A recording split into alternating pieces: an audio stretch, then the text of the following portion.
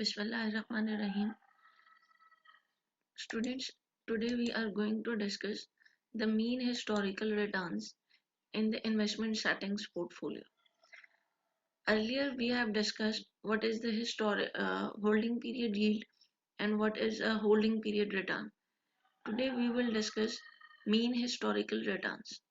Basic purpose of mean historical returns is to evaluate investment over number of years. When you have got the investment for more than a year, तो आपके returns किस हिसाब से है, तो आपके पास historical returns का mean क्या फाइंड आउट हो रहा है, या फिर ये कि जब आपके पास पोर्टफोलियो हो, डिफरेंट इन्वेस्टमेंट्स का क्लस्टर हो, तो आप नंबर ऑफ ईयर्स में किस तरीके से उसका मीन कैलकुलेट करते हैं ताकि उनके कंपैरिजन कर सकें. Basically mean rate of return for a single period और पोर्टफोलियो ऑफ इन्वेस्टमेंट के लिए कैलकुलेट हो सकता है, और इसको कैलकुलेट करने का purpose comparison of the years है कि आपके पास अगर more than a year investment hold कर रहे हो तो फिर आपके रिटर्न्स किस तरह से डिफरेंशिएट कर रहे हैं with in the years. There are basically two methods to calculate the mean historical return. First is the arithmetic mean and the other is the geometric mean. How these two are calculated? First, what is the arithmetic mean? Arithmetic mean is basically the sum of annual holding period yields is divided by the number of years. Simple किस तरीके से arithmetic mean को calculate किया जाता है कि holding period yield जो हमने लास्ट लेक्चर में डिस्कस किया था कि कैसे कैलकुलेट होता है, holding period return -1 will be equal to holding period yield. तो होल्डिंग पीरियड यील्ड जितने भी ईयर्स का गिवन होगा, फॉर एग्जांपल 4 का, 5 का या 10 ईयर्स का गिवन होगा, तमाम ईयर्स का होल्डिंग पीरियड यील्ड ऐड होगा और divided by the number of years, जितने टोटल नंबर ऑफ ईयर्स के लिए हमारे पास इन्वेस्टमेंट होगी हम उससे उसको डिवाइड कर देंगे. अब अरिथमेटिक मीन बेसिकली किस एग्जांपल के थ्रू देखते हैं कि इसको कैलकुलेट कैसे करते हैं. Say for example you have an investment that is pertaining for the 3 years, right. आपकी beginning value of the investment is 100, second year की बिगनिंग वैल्यू है 115 and the third year beginning value is 138. आपके पास ending value for the investment is 115 for the first year. आपकी beginning value 100 थी और ending value जो है वो 115 होगी. सिमिलरली यही ending value will be the next years beginning value 115 and the ending value is 138. 138 ending value for the second year is the beginning value for the third year and the ending value for the third year is 110.4. अब आपके पास holding period return कैसे कितने आ रहे हैं, 1.15 for the first year, 1.20 for the second year and 0.80 for the third year. और holding period return calculate कैसे हुए होंगे, आपकी ending value of the investment divided by your beginning value of the investment.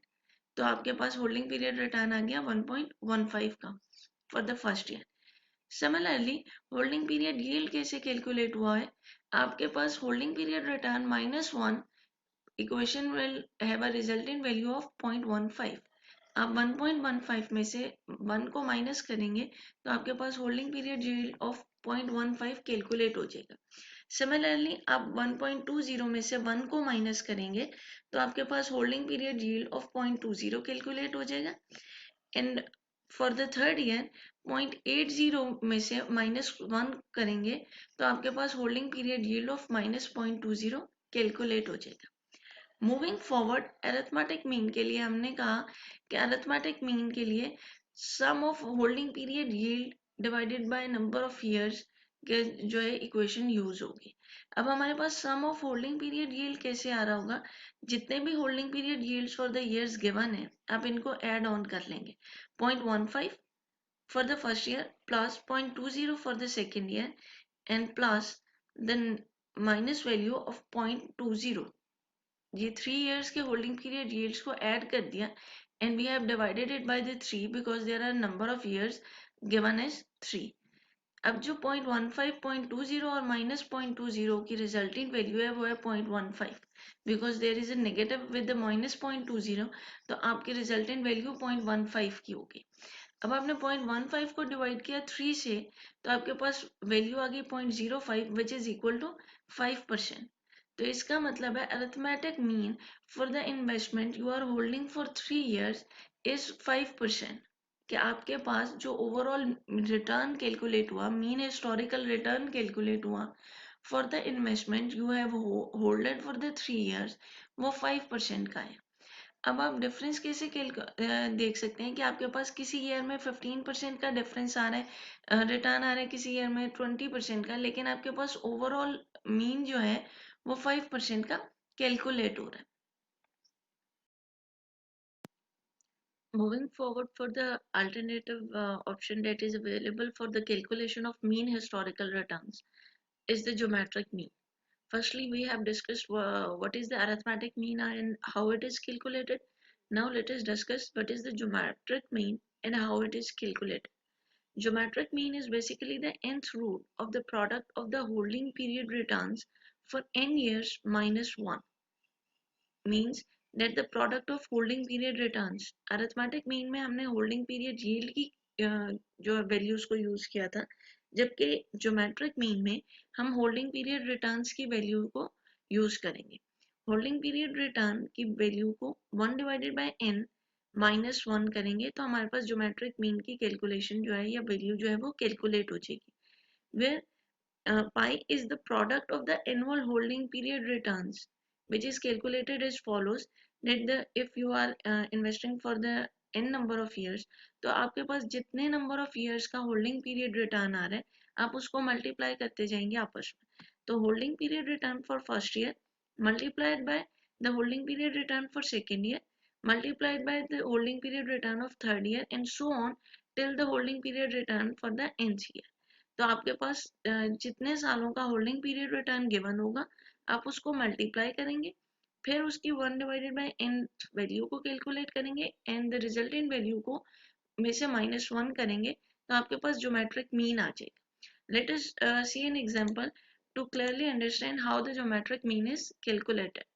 Now assume the same scenario जो कि हमने arithmetic mean के लिए कैलकुलेट किया था कि हमारे पास एक इन्वेस्टमेंट है which we are holding for the 3 years। तो उस इन्वेस्टमेंट के लिए हमारे पास बिगनिंग वैल्यूज और एंडिंग वैल्यू हमने सेम कैरी की हैं with the holding period return and the holding period yield. सिर्फ डिफरेंस कहाँ पे आ रहा है कि हमारे पास ज्योमेट्रिक मीन को कैलकुलेट करते हुए हमने होल्डिंग पीरियड यील्ड की बजाय होल्डिंग पीरियड रिटर्न की वैल्यूज को कैलकुलेट करना शुरू कर देना, यूज करना है। तो हमने कहा कि holding period return for the first year is 1.15 multiplied by the holding period return of the second year multiplied by the holding period return for the third year divided by 1 divided by n number of years, जबकि n number of years जो है वो यहाँ पर 3 है तो हम इसको 3 से डिवाइड कर देंगे -1। अब आपके पास 1.15 मल्टीप्लाइड बाय 1.20 मल्टीप्लाइड बाय 0.80 की रिजल्टेंट वैल्यू आ रही है 1.104 और हमने उसको उसका nth जो है वैल्यू 3 यूज करते हुए 1 डिवाइडेड बाय 3 की पावर कर दी और -1 कर दी तो हमारे पास रिजल्टेंट वैल्यू आ गई 0.03353 which is equal to the resultant value of 3.353%. This is how we have calculated the investors are typically concerned with the long-term performance when comparing the different or the alternative investments. तो एक आधे year के लिए या half year के लिए उस performance को मेजर करने के बजाय investors usually go for the longer period of time ताकि हमारे पास नंबर ऑफ ईयर्स एक्सटेंड करते हुए हम एनालाइज कर सकें कि हमारी कौन सी इन्वेस्टमेंट जो है वो हमें बेहतर परफॉर्मेंस या बेहतर रिटर्न जो है वो प्रोवाइड कर रही है। तो अरिथमेटिक मीन और geometric mean are the two alternatives जो कि यूज हो रहे हैं कि हमारे पास इन्वेस्टमेंट जब एक ज्यादा ईयर्स के लिए हो तो हमारी रिजल्टेंट वैल्यू जो है वो कैसे कैलकुलेट हो रही होती है और रिटर्न जो है वो हमारे पास क्या शो हो रहे होते हैं। दोनों वैल्यूज जो कैलकुलेट होती हैं अरिथमेटिक मीन हो या फिर ज्योमेट्रिक मीन हो, the better is the geometric mean. उसकी रीजन क्या है कि ज्योमेट्रिक मीन जो है वो आपके पास rate of return compound annual rate of return based on the ending value of the investment जो है वो यूटिलाइज करता है। उसको किस तरीके से हम एनालाइज कर सकते हैं, अभी इस वाली एग्जांपल को देखते हैं ताकि क्लियरली अंडरस्टैंड कर सके कि अरिथमेटिक मीन और ज्योमेट्रिक मीन में से कौन सी जो मेथड है वो ज्यादा एक्यूरेट रिजल्ट्स जो है वो हमें प्रोवाइड करती है। से for example investment of 2 years जो है वो हम सिनेरियो में कंसिडर करते हैं। Beginning value of the investment is 50 and the ending value is 100 और यही ending value will be the beginning value for the next year and the ending value for the next year is 50। इसका मतलब ये हुआ कि जब आपने investment की तो $100 की थी, सॉरी 50 की थी, और फर्स्ट ईयर के एंड पे वो $100 पे पहुंच गई एंड द नेक्स्ट ईयर वो ड्रॉप बैक हुई और वो वापस से $50 पे चली गई। इसका मतलब आपने शुरू भी $50 से किया था और आपके पास at the end of the 2 years भी $50 है। अगर आप इसको सिंपली एनालाइज करें तो जब स्टार्ट भी $50 से किया और एंड भी $50 पर हुआ है तो इसका मतलब आपके पास कुछ भी रिटर्न जो है वो रिसीव नहीं हुआ, जबकि दोनों मेथड्स क्या रिजल्टेंट वैल्यूज कैलकुलेट करके दे रहे हैं। आपके पास holding period return for the first year आ रहा है 2, क्योंकि आपने एंडिंग वैल्यू को डिवाइड किया बिगनिंग वैल्यू से, तो resultant value will be the holding period return and the holding period return for the second year is 0.50 when you have divided 50 with 100। इसी तरीके से आपके पास होल्डिंग पीरियड यील्ड कैलकुलेट हो रहा है, जो कि आपकी होल्डिंग पीरियड रिटर्न की वैल्यू में से -1 किया है तो हमारे पास होल्डिंग पीरियड यील्ड कैलकुलेट हो गया। अब आपने 2 में से 1 को माइनस किया तो 1 आ गया, 0.50 में से 1 को माइनस किया तो -0.50 सॉरी -0.50 वैल्यू जो है वो कैलकुलेट हो गई। अब अरिथमेटिक मीन के लिए हमने कहा था कि हम सम ऑफ होल्डिंग पीरियड यील्ड्स को कैलकुलेट यूज करेंगे, तो हमने सम ऑफ होल्डिंग पीरियड यील्ड्स किया। Holding period yield for the first year is 1 plus the negative value of -0.50 for the second year divided by number of years, which is in this scenario is the number of years is equal to 2।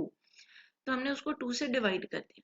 Now 1 minus 0.50 will have the resultant value of 0.50 divided by 2, which will be equal to 0.25, and the return which the arithmetic mean is calculating is the 25%। Now what is the return calculated by the geometric mean? अब geometric mean में हमने product of holding period returns को use करना है। अब हमारे पास holding period returns क्या आ रहे हैं, 2 for the first year and 0.50 for the second year. हमने इसको मल्टीप्लाई कर दिया और इसकी एन जो है 1 डिवाइडेड बाय एन पार जो है वो उसकी कैलकुलेट कर ली। अब हमारे पास 2 मल्टीप्लाई बाय 0.50 की रिजल्टेंट वैल्यू है 1, और जब हमने उसकी पावर 1 डिवाइडेड बाय 2 कैलकुलेट की तो भी रिजल्टेंट वैल्यू 1 कैलकुलेट हो रही। अब 1 minus 1 will have the resultant value of 0%। इसका मतलब हुआ कि ज्योमेट्रिक मीन ने हमें ज्यादा एक्यूरेट रिजल्ट्स जो है वो कैलकुलेट करके दिए हैं, जो कि एक्यूरेटली बता रहे हैं कि आपने $50 से स्टार्ट किया था और आपकी beginning value for the first year जो है वो $50 है, और by the end of the second year आपके पास $50 ही रिटेन करना है। तो इसका मतलब है कि आपकी इन्वेस्टमेंट ने आपको कुछ भी रिटर्न नहीं प्रोवाइड किया है। आपने 50 से स्टार्ट किया था और 50 पे एंड किया, तो आपका रिजल्टेंट वैल्यू जो है वो 0% की आ रही है। तो ज्योमेट्रिक मीन जो है वो ज्यादा एक्यूरेट रिजल्ट्स कैलकुलेट करके देता है, इसलिए मोस्टली जो है वो ज्योमेट्रिक मीन जो है यूज हो रहा होता है for the calculation of mean historical returns. Now, what is the portfolio of investment and how the mean historical return for the portfolio of investment is calculated?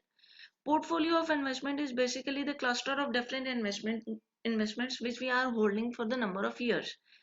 अब हमारे पास mean historical rate of return कैसे calculate होता है portfolio of investment का, is measured as the weighted average of the holding period yields for the individual investment in the portfolio। इसका मतलब ये हुआ कि आपके पास जो होल्डिंग पीरियड यील्ड्स आ रहे हैं उस गिवन इन्वेस्टमेंट के जितने भी सालों के लिए, हम उसका वेटेड एवरेज जो है वो यूज करेंगे ताकि हमारे पास हिस्टोरिकल रेट ऑफ रिटर्न जो है वो कैलकुलेट हो जाए। अब हमारे पास जो वेट्स यूज होंगे in computing the averages are the relative beginning market values for each investment. There is nothing, there is no difference between the two, लेकिन हम बेहतर है कि हम उसको बिगनिंग वैल्यू के थ्रू कैलकुलेट कर ले।